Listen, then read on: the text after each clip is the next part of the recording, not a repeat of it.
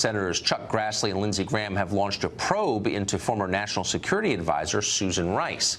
In the very final minutes of the Obama administration, just after noon on Inauguration Day 2017, Rice sent herself an email on the White House computer system. In it, she described a meeting she'd attended just 2 weeks before, on January 5th.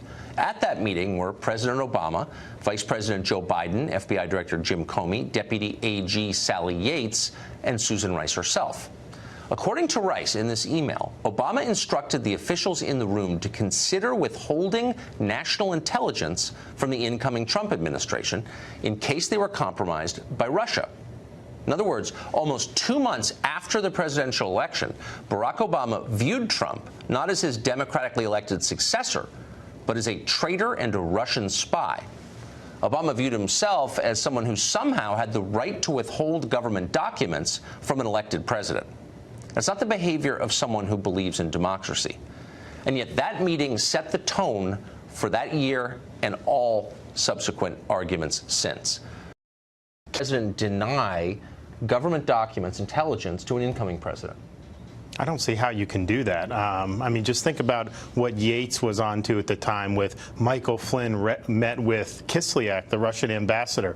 That was one of the reasons why she sent the FBI agents to Flynn once he got in the... So they were creating some type of boogeyman, really out of Flynn acting like any incoming national security advisor would. A president's authority and legitimacy comes from voters winning an election. That's what makes you the president.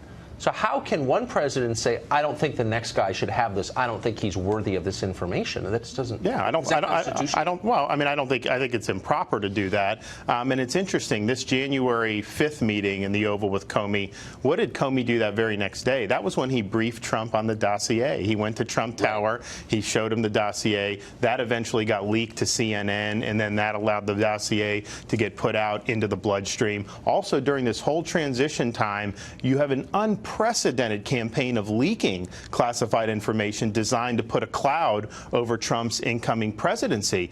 So I think Susan Rice has a lot of questions that she's going to have to answer. Why would you all of a sudden, right as you're leaving the White House, do that email saying Obama said do it by the book? It's just a really odd thing to do. She was trying to create a record, and the question is, why did she feel the need to do that? Well, what's the answer?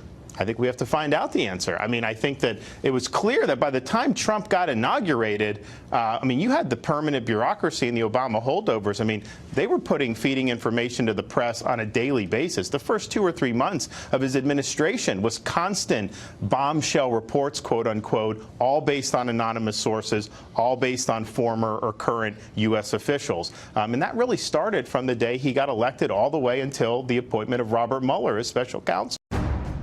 What storm, Mr. President? You'll find out.